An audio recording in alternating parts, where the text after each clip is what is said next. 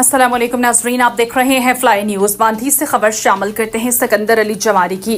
अंजुमन ताजरान बांधी के रहनुमा मुफ्ती इफ्तिखार अहमद अब्बासी, अजब कुल फारूकी समेत 5 रुकनी कमेटी ने SSP नवाब शाह शबीर अहमद सठार से मुलाकात की। मुलाकात के दौरान बांधी में चलने वाले शराब खाने और दीगर बुराइयों के बारे में तफसीली ब्रीफिंग दी।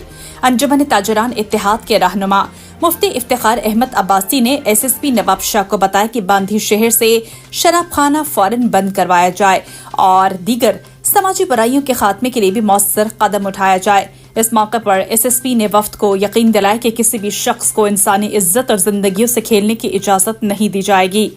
शराब खाना बंद करवाने के साथ साथ दीगर मनशियात और नशा आवर सपारी फरोख्त करने वालों के खिलाफ सख्त कानूनी कार्रवाई की जाएगी। ऐसे समाज दुश्मन अनासर के खिलाफ मुकदमात भी दर्ज किए जाएंगे।